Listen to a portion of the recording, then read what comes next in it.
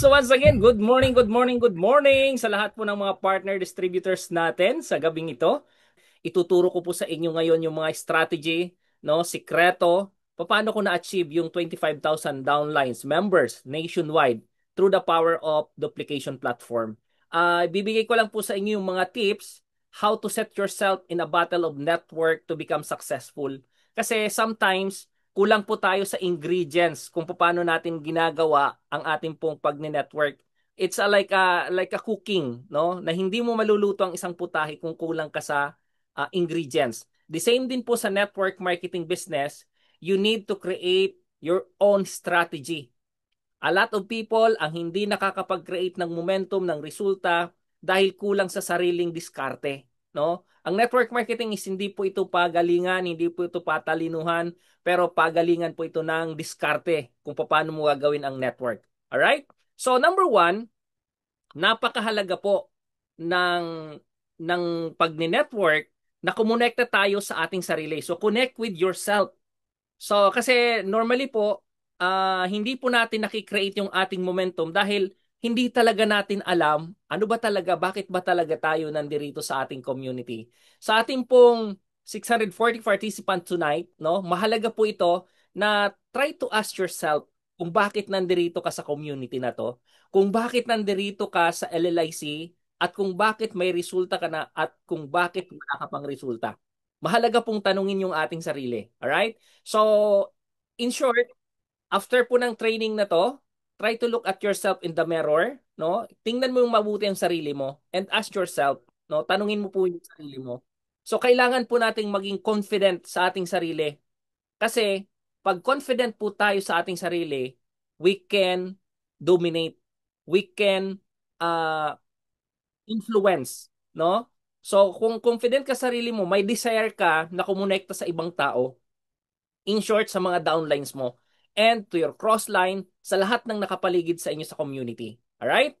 So this is the big question, no? Na kung bakit ka na, who are you in this community? Kasi bilang network builder, mahalaga po ito na tanungin mo sarili mo, para ka ba talaga kay LLIC? How many days ka na kay LLIC? How many months ka na? But still, ano ba yung nasa pag-iisip po natin or yung sa drive po natin bilang network builder dito sa ating community? So mahalaga po gawin natin to ng may dedikasyon. Kasi kung hindi natin alam yung reason natin why we are here kay LLIC, we cannot deliver the result na gusto po natin. So, it's a two-way lang po. It's either positive thinking ka or negative thinking ka. Or you are in the positive attitude or fast negative attitude. You're a negative result-oriented or positive result-oriented. So, dalawang klase lang po ang maglalaro po sa atin. Parang ano po yan? Parang law of polarity. Di ba? Sa universe na to, there's law of polarity na kung saan mayroong, kung baga sa may mayaman, may mahirap, no? Pipiliin na lang natin kung saan tayo doon. And sa network marketing business, kaya mong magdesisyon, kaya mong gumawa ng resulta mo. Alright? Yan. So, it will start with the mindset. Try to imagine kung ang nasa mindset mo, sabi nga po natin lagi, no, every now and then, dapat sa mindset pa lang tapos na. Yung lahat ng gusto mong mangyari bilang network builder dito kay LLIC, dapat sa mindset pa lang or sa isip pa lang natin tapos na yung mga resulta. Okay? So there's only two types of mindset. But of course, very important itong cycle of mindset.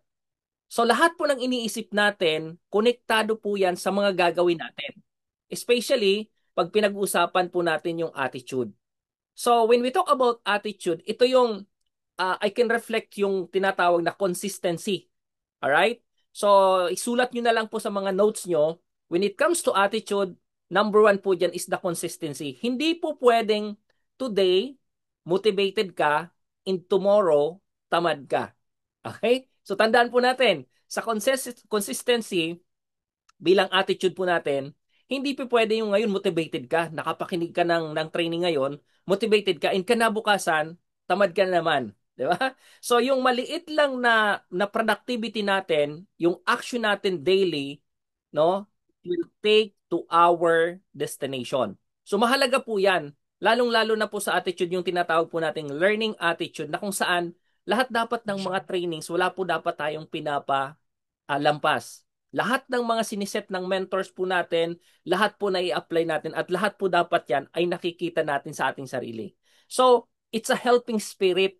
Kasi kung may right attitude ka, nagiging guided tayo, nagiging knowledgeable tayo, nagiging nakakapag-duplicate tayo dun sa ating mga downlines. And from that, nagiging resilience po tayo. 'Di ba? So, once na ikaw ay consistency, no? Consistent yung mga ginagalaw nyo, nagiging resilience po tayo. At pag naging resilience na po tayo, hindi ka na po dito tinatablan ng tinatawag na rejection. Ang rejection po na encounter po natin, nagiging normala na lang po yan. Okay? Yung mga negative na tao, na mga nakakausap natin, nagiging parte na lang po ng kwento natin. Imaginein mo, kung naka-encounter ka ngayon ng 10 kataong negatibo, yan ang maikikwento mo sa downline mo. But behind that, no, nakikita mo na nag-stand up ka pa rin. Na every time you fall, no, sa tuwing ikaw ay nare-reject, iniisip na winner ka pa rin. Why? Kasi hindi ka nagki-quit. So that's a very big portion po ng pagiging good driven na pagdating sa mindset mo, yung attitude mo is confidence ka sa sarili mo. Kasi napakahalaga po nito, especially tayo pong network builder. Dapat po nating isalang-alang yung pagiging humility, yung mapagpakumbaba tayo. Huwag po tayong makipagkompetensya doon sa mga co-networkate po natin, maging approachable po tayo dapat sa mga tao. Marunong tayong kumonekta, no? Yung pagiging sincere po natin sa mga nakakausap at nakikilala natin. Kasi that's very important when it comes to attitude. And from that point, pag natututunan mo na yung mga right attitude doing the business, dahil nasa mindset mo na yan, napakadali na lang pong i-deliver yan sa inyong behavior. So ito po yung cycle kung paano ka magkakaroon ng right mindset. Sa behavior po, hindi po tayo dapat putso-putso na networker. Dapat ang kategorya po natin is a professional network builder. So pag sinabi po nating professional network builder, no, hindi ka na dapat tumitingin sa mga ibang networking industry. Hindi ka na sumisilip ng mga ibang networking marketing plan. So dapat nakikita sa iyo na pagdating sa oras, you are on time, no? Pagdating sa dress up, talagang dress well ka, no? The way you talk, the way you speak, no? Nakikita yung respeto ng mga nakikinig sa iyo, especially when it comes to face, no? Napaka-importante po niyan. Sa behavior, napakahalaga po yan na competent tayo. Kumbaga, pag behavior ang pinag-usapan, magre-reflect dapat sa iyo bilang network builder is the discipline. Disiplinado ka dapat. So, bilang network builder, no, dapat mayroon kang tinatawag na pina-follow mo yung mga daily habits. O, pag sinabi nating daily habits, mamaya di-discuss ko ng konti yung 5 basic skills, no? Kasi bilang disiplinadong network builder, nakakapag-deliver ka dapat ng yung mga daily habits mo, yung mga daily routines, no? Yung mga daily follow-ups mo. So dapat nakikita po yan sa iyo ng uplines mo or ng downlines mo. Kasi hindi pwedeng umasa ka lang doon sa upline mo. Dapat meron kang sariling sistema or may sarili kang bandiklak na tinatawag. Alright? So may sarili kang disposition baga. Kumbaga you are continuously learning. Sa lahat ng mga binabagsak natin, you are always happy or lagi kang ano tawag nito, lagi kang uhaw, no? Lagi kang uhaw sa kaalaman. Na tuwing may training, lagi kang nandyan. Ina-attendan mo, nagbabasa ka ng mga libro, yan ang mga behavior ng mga professional network builder. Alright? And of course, ang behavior natin bilang professional network builder, dapat we are a communicator. So paano ka mag-communicate sa mga downlines mo, sa upline mo? Sometimes naging bridge ka o nagiging tulay ka from your upline to downline, from your crossline to your downlines. Kasi uh, in your absence, so nandiyan si crossline, no, na pwedeng tumulong doon sa downlines mo. And of course, lagi po nating iisipin na ang network marketing business is a communication business. Or ito yung people business na dapat 80%, no, 80% is listening, 20% is talking. 'Di ba? Sabi nga may kasabihan tayo na kung wala ka man lang sasabihing maganda, tumahimik ka na lang. Makinig ka na lang. always remember po, as a behavior, as a network builder, no, 80% po dapat nakikinig tayo sa uplines natin. Nakikinig tayo sa mga motivator, nakikinig tayo sa mga mentors, sa mga coaches natin. 20% lang po yung gagawin natin na mag-talk ng mag-talk tayo. Alright? Ibig sabihin, yung 20% na yan, i-apply po natin on the daily routine, in the daily uh, activity. Yung 80%, makinig ka lang muna. Ibig sabihin, attend all the trainings na kailangan mong matutunan. Absorb all the trainings. No? Kasi pag nangyayari po yan, you have the respect and nagiging ethical yung galawan mo bilang network builder. Alright? And the third one is action. So, pag sinabi po nating action, dito na po papasok kung paano mo ginagawa yung negosyo when it comes to action. All right? Napakahalaga po nito kasi sabi nga no invite, no growth, no? Ganyan po sa network marketing industry. Kahit gaano mo kagaling, pero kung wala kang naipapasok na new business partner, useless po ang mga napag-aaralan po natin. Useless po yung mga natututunan natin. So it's very important to take action daily. On the daily basis po talaga. Sabi nga, small action, yung posting mo, chatting mo, di ba? Very important po yan sa ating industriya.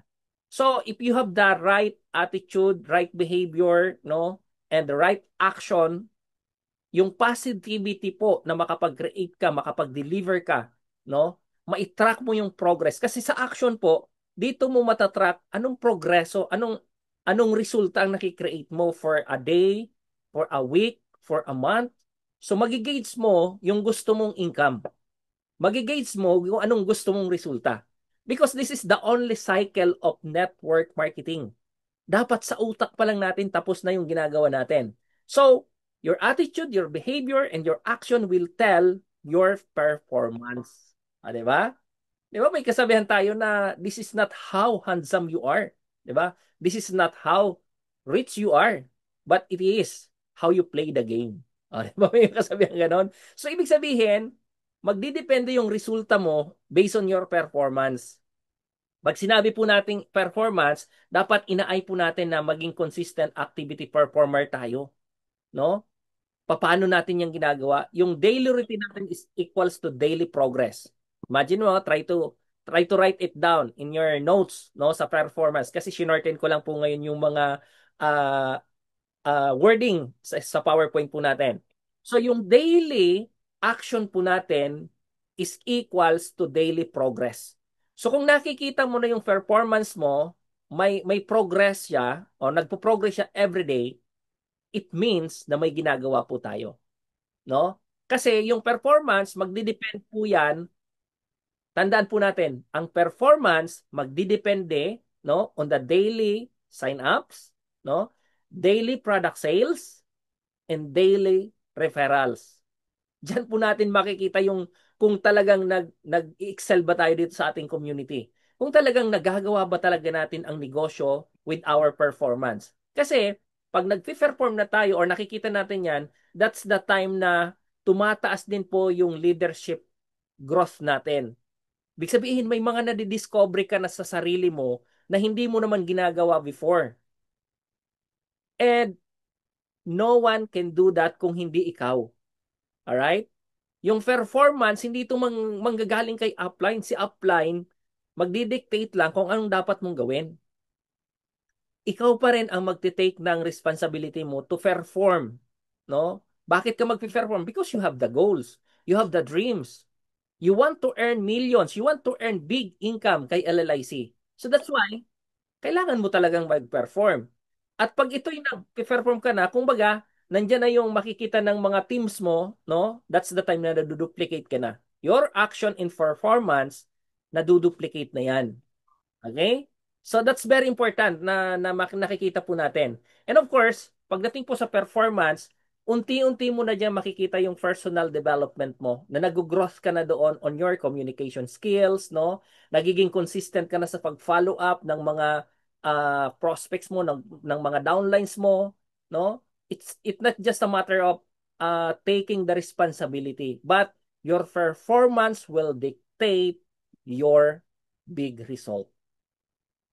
So, kung mape-perfect lang po natin itong cycle na to, from your attitude to your behavior, how you take action will dictate your performance and will deliver your result. And that's the mindset na dapat meron tayo. So pag sinabi po nating mindset, bakit may nalulobat, bakit may tuloy-tuloy? Because there's two kinds of mindset. Yung tinatawag po nating fixed mindset in the growth mindset. So yung fixed mindset, ito po yung parang ano ka, yung naka-at-rest. Kumbaga, kontento ka na kung anong meron ka ngayon. Kontento ka na sa kung anong resulta mo ngayon. Pero yung growth mindset, ito yung laging nag-innovate. Ito yung talagang lagi mong tinitrigger yung sarili mo for a new learnings. Alright? Yan. So, ganyan po kaganda yung pag natutunan po natin itong cycle po na ito. Alright? Yan. Number two is the personal growth. So, yung personal growth naman, we need to invest in ourselves. By ways of what? Of course, dapat lagi po tayong teachable attitude. Alright?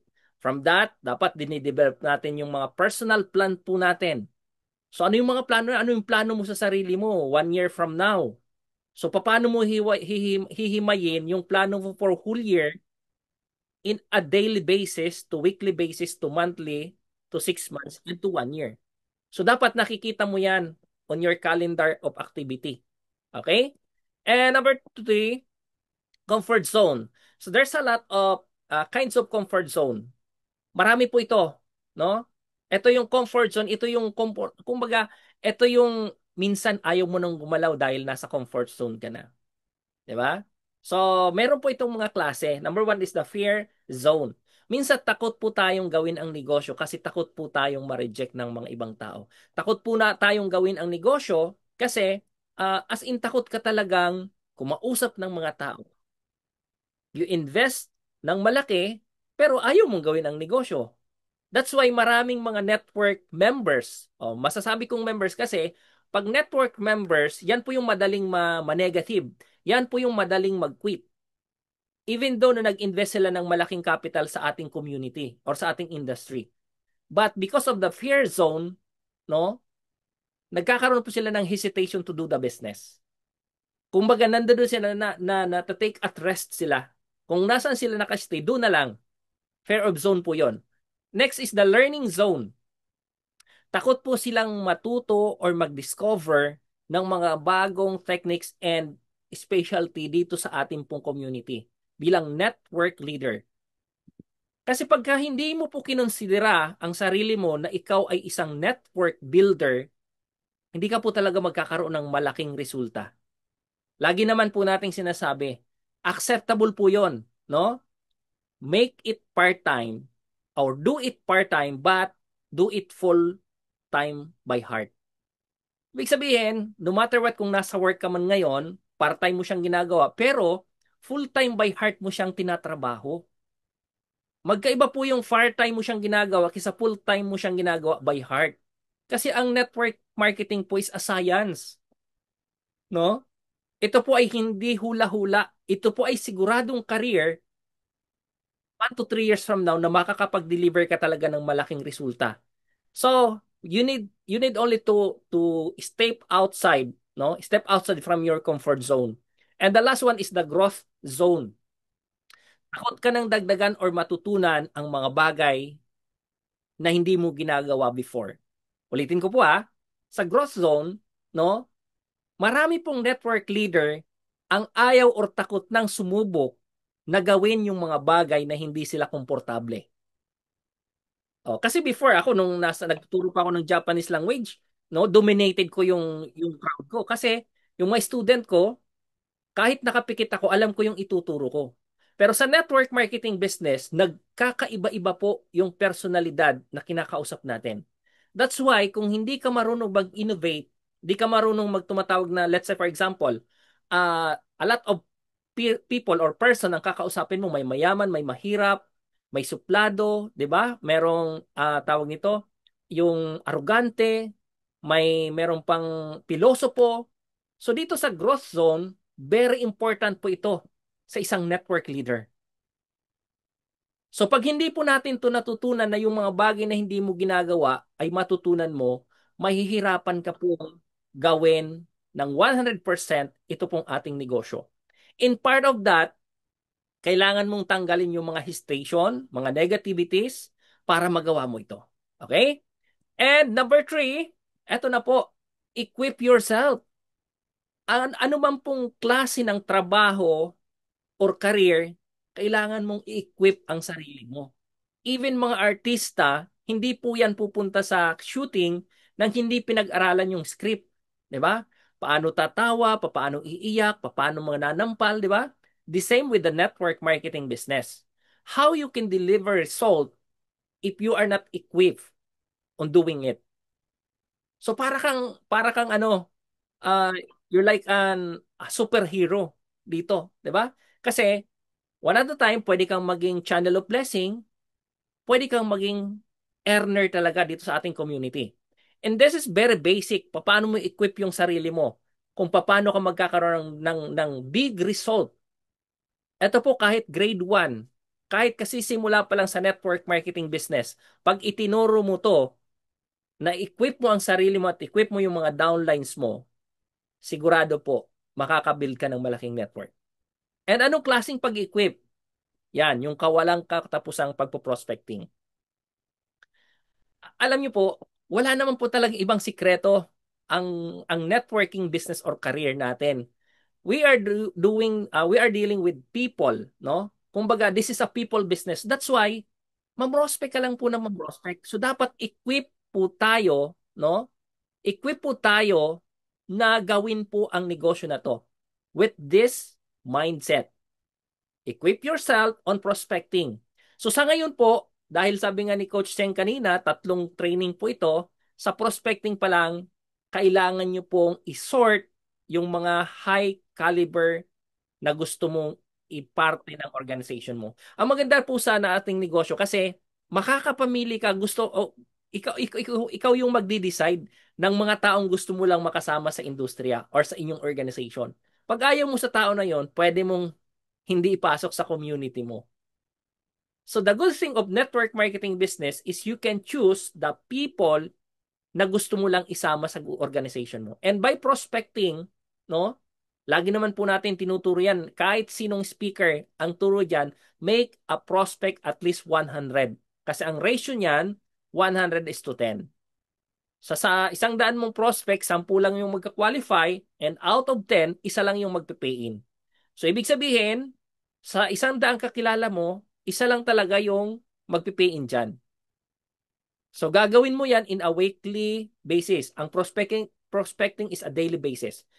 Next, sunod po, na kailangan mong equip, online and offline. Dati po, yan, sa mga siguro way back 20 years ago, no? 20 years ago, hindi pa ako nagne-network niyan, na-invite lang po ako before, no? Grabe po noon, wala pang cellphone, 'di ba? Talagang as in, mga Manila paper pa yung dala-dala ng mga speaker, mga clipboard pa, 'di ba? Tapos talagang bahay-bahay nila na pinupuntahan yung mga prospect.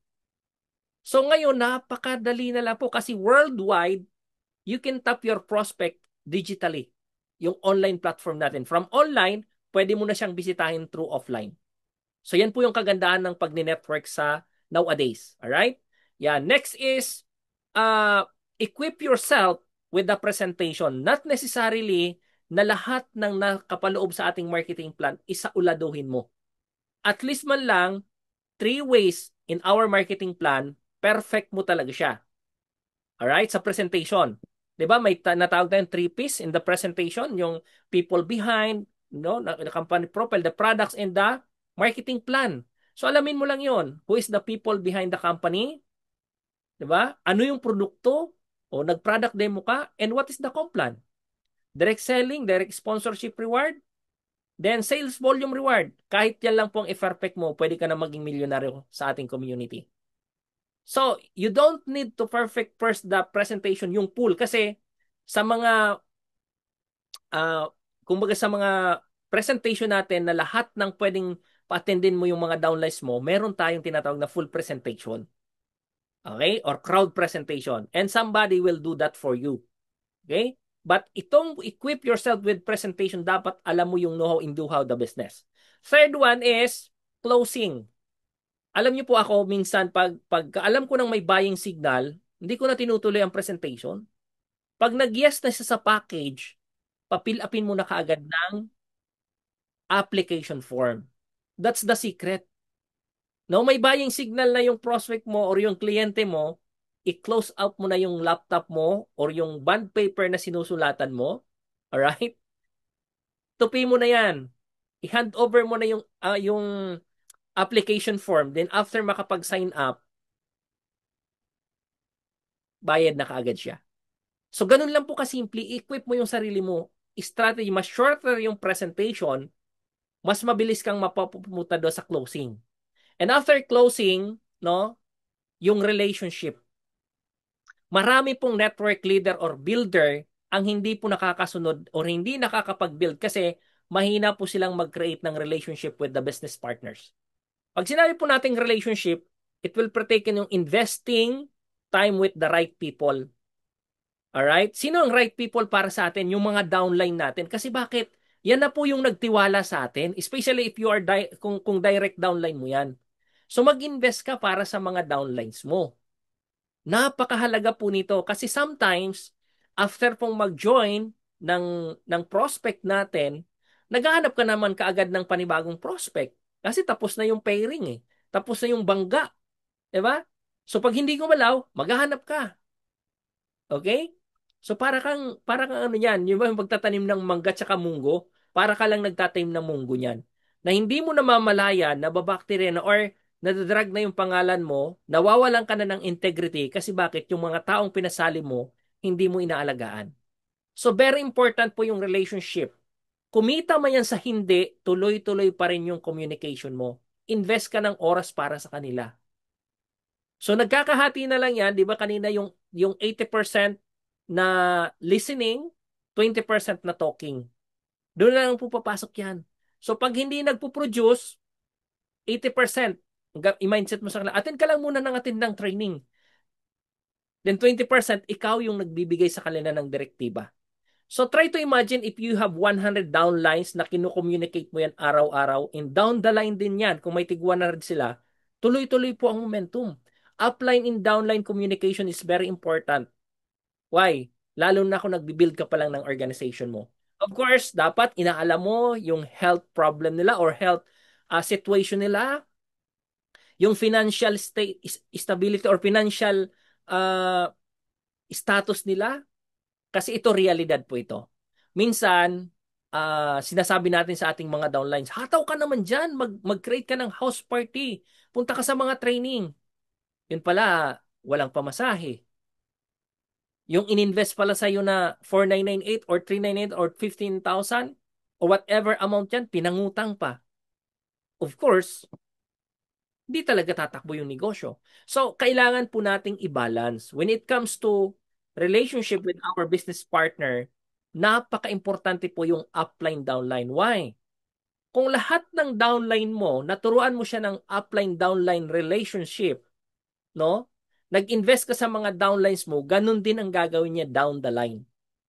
Sa una nakikita mo blurred, pero later on makikita mo napakalinaw ng cascading ng information, cascading ng task, no, down the line ng organization mo. And from that point, dito ka na makaka-create na dapat pagka ito ay nakakascade mo na or na-duplicate mo na ito sa mga downlines mo, diyan ka na papasok, makakapag-isip ka na ng long-term goal, no? Magkakaroon ka na ng mission. And very important po itong mission natin bilang network builder. Ibig sabihin, taking others to the higher level. So kung lahat ng mga basic principle in the network marketing business to build a big network, na duplicate mo sa mga downlines mo easily, nakakapag-isip ka na i-take yung mga tao mo or mga downlines mo into the higher level. Pag sinabi po nating higher level, this is the part na iginugol mo na maging top earner ka at yung mga downlines mo, ipiplease ka doon, di ba? Na nagkikreate ka na dapat sa loob ng 6 months, ito dapat yung upline under my organization. After a year, ito dapat yung coach sa organization ko. So, na iti-take mo na yung mga downlines mo into the higher level. Why? Kasi yung mga simple and basic principle of network marketing, the prospecting, the invitation, the presentation, and the closing, The follow-up will cascaded, will duplicated down the line ng network mo. Pansinin niyo po pag hindi po yan duplicated, di ba, every now and then ikaw pa rin magre-remind. Uy, downline, may prospect ka dyan, napapakausap mo sa akin bukas. In your part, in our part, that's very difficult. Why? Paano kung may 100 kang downlines na every now and then kailangan mo silang samahan? So, madidrain ka po dyan. So, that's why kailangan mong maduplicate. And from that duplication, nakakapag-isip ka na, itong 20 ko palang first level, 10 nito, magiging top earner for the next 3 months. Alright?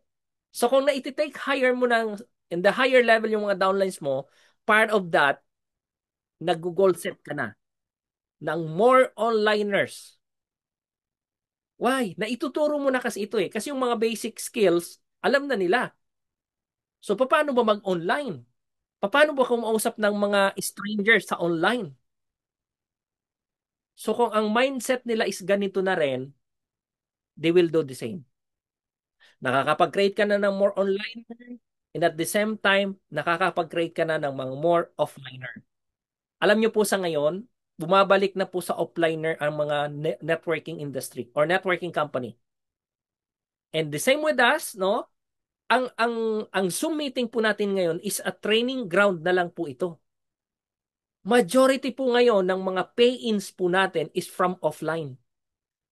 So, empower your downlines to create more product demos, no? Mag-create ka po ng maraming offliner in your organization. And from that, no, kasi sa araw po yan gagawin nila eh, yung offline. At night, habang nagpapahinga sa bahay, nakauwi na, nasa online training po tayo. Lahat ng kailangan nilang gawin, lahat ng kailangan nilang learnings on how to do it offline, sa online po natin iti-train. And once nakapag-create ka ng mga top earner, diyan na po natin gagawin yung magki-create tayo ng big gathering, no, or big assembly na talagang pupunta tayo is just to socialize, to see our strength bilang network marketing company. Try to imagine kung nag-gather tayo sa isang magarang hotel, nakagala ka, di ba? Tapos lahat tayo nagla-live. O you are creating more onliner eh. Ibig sabihin, nagkakaroon ng glitch, nagkakaroon po tayo ng awareness lahat ng mga social media user. Okay? That's the number 4. And this is the last part of my slides. Number 5. Ito po ang lahat sa nandito sa ating Zoom room. Ito po yung gusto kong makita nyo. Life that is waiting for you 2 to 3 years from now. So yung simple training po na binigay ko po sa inyo, no? The cycle of bilang network builder from your behavior or from your attitude to your behavior, no? To your action, to your performance to create a big result. Imagine niyo po ngayon 2 to 3 years from now, ano ka magiging? So dapat meron kang lifelong goals for your team or for yourself. So dapat 2 to 3 years from now, ini-imagine mo na ngayon yung iyong brand new car. 'Di ba? This is a simple, no? Ito yung simpleng goal setting na pag hindi mo to ginawa, forget about your dreams. 2 to 3 years from now, dapat ini-imagine mo na yung sasakyan. Hindi yung sasakyan na first car mo. Dapat yung second car mo na to, yung talagang nagkakahalaga ng mga 5 to 7 million. Yan dapat yung ginugol set natin. Kasi ngayon, pwede ka munang kumuha ng second hand na sasakyan. Yung panghataw ba? 'Di ba? So after 2 to 3 years, yung tutunang sasakyan mo talaga na, alam mo yun, yung inaamoy yung bagong leader, 'di ba? Inaamoy mo yung talagang ambience ng bagong sasakyan na luxury car, no? And not only that, 2 to 3 years from now, ini-imagine mo na yung house and lot mo. Napaka-importante po na ito. Na from your basic mindset, na i-turn mo into a big mindset 2 to 3 years from now. Try to imagine kung nagta-travel ka with your loved ones 2 to 3 years from now. And that's very important. Na kung hindi ka makakapag-travel without your savings. So 2 to 3 years from now, all of this, mapapasa kamay mo po ito. If you do the basic principle na itinuro po natin sa gabing ito. So dapat sa mindset pa lang po natin, buo na. Alam na po natin yung mangyayari sa atin for the next 2 to 3 years from now. Why? Kasi ba, nangyari na po eh. Nagawa na po namin ito eh. Ito yung dati lang naming pinapangarap. Magkakasasakyan ako for the next 3 years, 2 to 3 years. Magkakaroon ako ng hindi lang isang bahay 2 to 3 years from now. Makakapag-travel ako buong Pilipinas and even outside the countries 2 to 3 years from now. I can have my savings in my bank account 2 to 3 years from now. Alam nyo guys, lahat po itong nangyari. And ito pong itinuturo ko po sa inyo ay nangyari sa maraming network builder. At isa po ako doon. So walk the talk po ito or baga this is reality. This is real na nangyari. And a lot of network builder ang nangyari din po ito. Alright? Sabi nga po no, hindi lahat ng bagay sa mundong ito ay nakukuha lang sa sipag. Kailangan po ipagdasal po natin sa ating Panginoon. Hindi lahat ng bagay dito sa mundo ay kontrolado po natin. Pag universe na po ang gumawa, kahit anong na-build po natin dito sa mundong ibabaw na to, uuwi lang po yan sa lupa.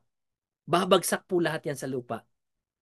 Even your brand new car, even your house and lot, no? Even your asset. But one thing na hindi po mananakaw sa iyo is your skills, yung kaalaman mo sa negosyo na to. Sabi nga, madapa ka man minsan, you can start all over again. And you can build. Makakapag-deliver ka ng result kung alam mo na yung pathway ng network marketing business. So with that, maraming maraming salamat po. And to God be all the glory. Thank you very much. This is Director John all the way from Sorsogon City. And back to you, Coach Cheng.